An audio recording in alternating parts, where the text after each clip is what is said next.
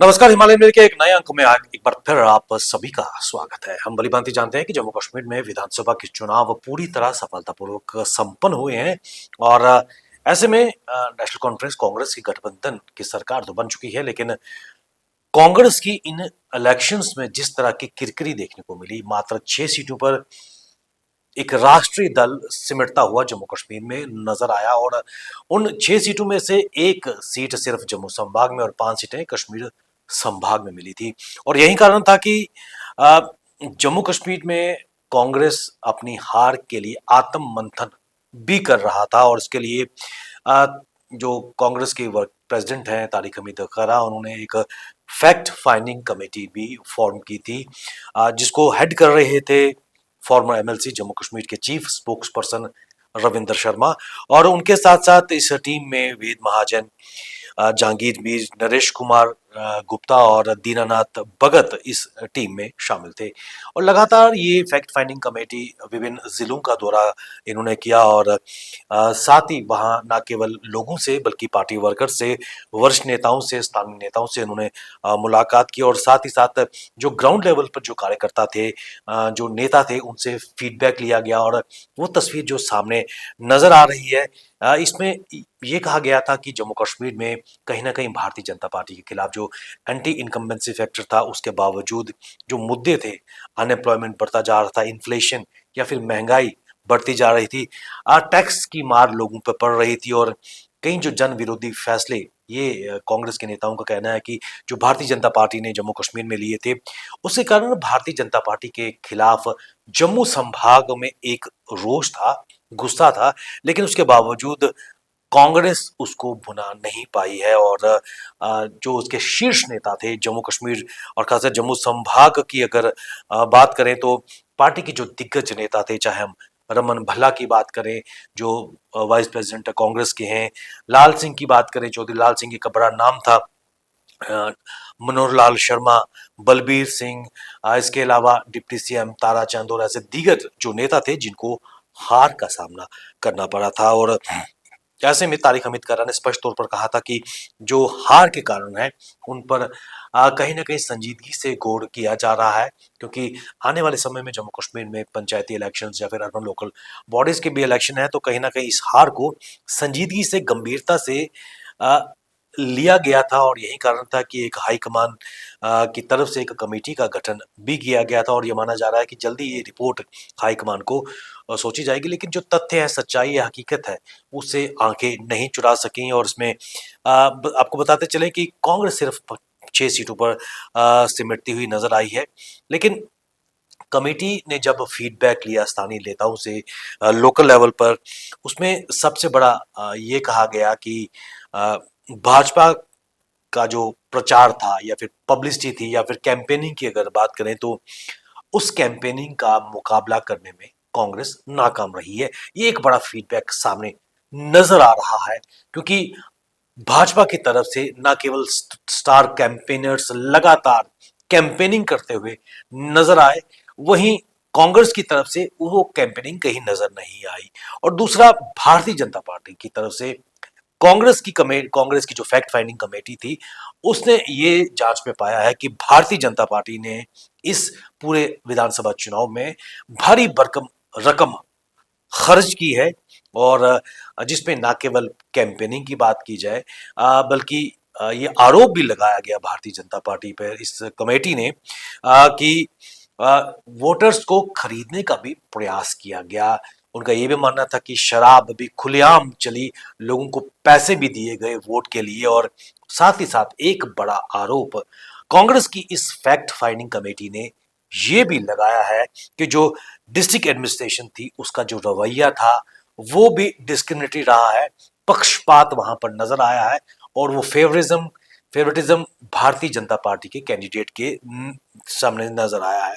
और यही कारण है कि ये मोटा कारण उन्होंने कहा कि जो भाजपा का कैंपेनिंग थी, उसका मुकाबला करने में नाकाम रही है कांग्रेस की। और कहीं ना कहीं जो बड़े राशि कांग्रेस के मुकाबले में भारतीय जनता पार्टी ने अपनी कैंपेनिंग में खर्च की है, शराब का सेवन या फिर शराब और पैसा यहाँ पर बांटा गया है। और मतदाताओं को लुभाने के लिए राशन, शराब और पैसे के वितरण को रोकने में प्रशासन भी नाकाम रही है। ये आरोप लगातार जो फैक्ट फाइंडिंग कमेटी ने उजागर किया है कि मतदाताओं को लुभाया गया है।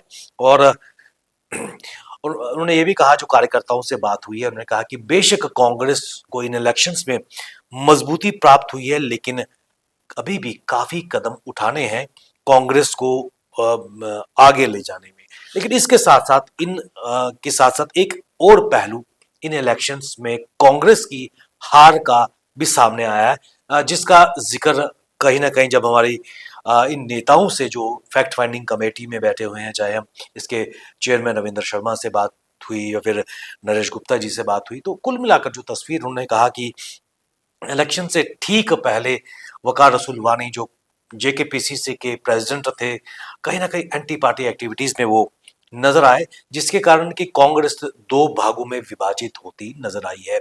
और इलेक्शन से ठीक पहले उनको हटाया गया।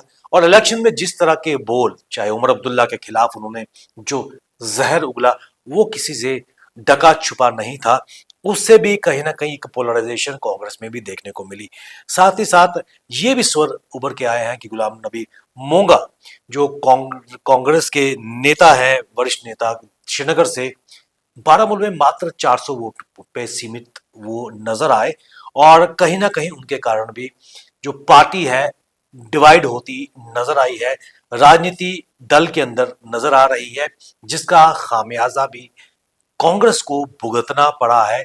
और कहीं ना कहीं आज आवश्यकता इस बात की है कि एक बार फिर रिवैम्प करने की पार्टी को लेकर। और ये भी कहा जा रहा है कि गुलाम नबी मोंगा को मांग उठ रही है कि पार्टी से बाहर किया जा सके, क्योंकि उनकी वजह से जो कांग्रेस है डिवाइडेड हाउस होके नजर आया है। और तारिक हमीद कर्रा ने यह भी कहा कि इसके लिए कांग्रेस मंथन भी कर रही है और आने वाले समय में कुछ बड़े कदम, व्यापक रीऑर्गेनाइजेशन का भी देखने को जम्मू कश्मीर में मिलेगा। लेकिन सबसे बड़ी बात, कमेटी ने जो तस्वीर, ये जो चीजें उठाई हैं, ये कोई नई चीज नहीं है। और इसमें कोई दो राय नहीं है कि अगर हम एक्सपर्ट्स की भी माने, जो न्यूट्रल एक्सपर्ट्स हैं, उनका ये मानना है कि जब इलेक्शंस की कैंपेन चल रही थी तो जो कांग्रेस के शीर्ष नेता या जो वीआईपी स्टार कैंपेनर्स थे, वो कहीं ना कहीं प्रेस कॉन्फ्रेंसेस तक ही सीमित नजर आए। और ग्राउंड में जिस एग्रेसिव तरीके से उनको कैंपेनिंग करनी चाहिए थी, वो कैंपेनिंग नहीं नजर आई। इसके साथ साथ कई कार्यकर्ताओं का, कई नेताओं का भी मानना था कि जो सीटों का डिवीजन था, कैलकुलेशन या फिर डिवाइसिव, किस सीट से कौन कैंडिडेट लड़ा गया, उसमें भी गणित थोड़ा ठीक नहीं बैठा।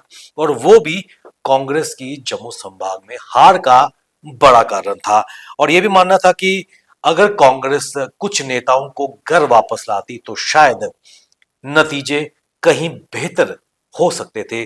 उनका यह भी मानना था कि अगर श्री माता वैष्णो देवी विधानसभा सीट की अगर बात करें, फॉर्मर मिनिस्टर या कांग्रेस के एमएलए जुगल किशोर शर्मा को अगर पार्टी में लाया जाता तो तस्वीर कुछ और होती। चंब विधानसभा क्षेत्र की अगर बात करें तो युवा नेता सतीश शर्मा जो निर्दलीय चुने गए हैं इन इलेक्शंस में, उन्होंने farmer deputy CM Tara Chand को हराया है। अगर उनको मैंडेट दिया जाता तो शायद तस्वीर कुछ और होती। और शायद राइटिंग ऑन द वॉल जो कांग्रेस की आला कमान थी, वो इसको नहीं पढ़ पाई है। और कुछ सीटें ऐसी थी जहां पर अगर गणित सीटों का अगर बेहतर तरीके से आवंटन किया जाता, सीटों का बंटवारा किया जाता, तो तस्वीर कुछ और होती। रमन बल्ला अगर बाहू से आते और टीएस टोनी अगर आरसपुरा जम्मू साउथ से आते, तो ये भी लोगों का मानना है कि तस्वीर कुछ और बयां करती। लेकिन ये फैक्ट फाइंडिंग रिपोर्ट सामने आ रही है और आने वाले समय में जब ये रिपोर्ट सबमिट होगी, देखने वाली बात है कि किस प्रकार एक आत्मचिंतन तो कर रही है, लेकिन क्या एक रीऑर्गेनाइजेशन कांग्रेस में देखने को मिलेगी। क्योंकि ये भी माना जा रहा था कि रजनी पाटिल जो पहले जम्मू कश्मीर प्रदेश कांग्रेस की इंचार्ज भी थी, और उनको हटाने के बाद, उनके हटने के बाद भरत सिंह सोलंकी को यहाँ पर लाया गया। लेकिन उसके बावजूद भी कार्यकर्ताओं का मानना था कि जिस प्रकार पार्टी में एक नया प्राण फूंकने का प्रयास किया जाना था, वो नजर नहीं आया। और उसी ऑर्गेनाइजेशन सेटअप पे ही जम्मू कश्मीर विधानसभा चुनाव लड़े गए।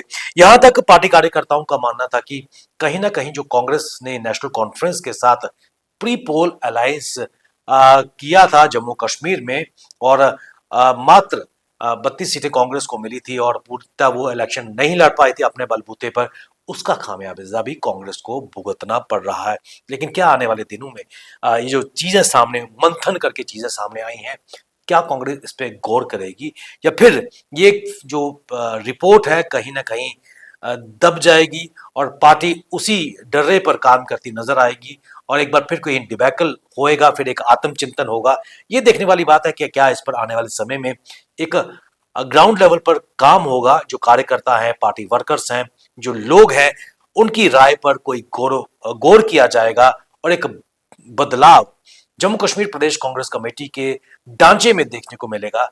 इस पर हम भी नजर रखेंगे। आप बने रहिए हमारे साथ, हमें दीजिए इजाजत। नमस्कार।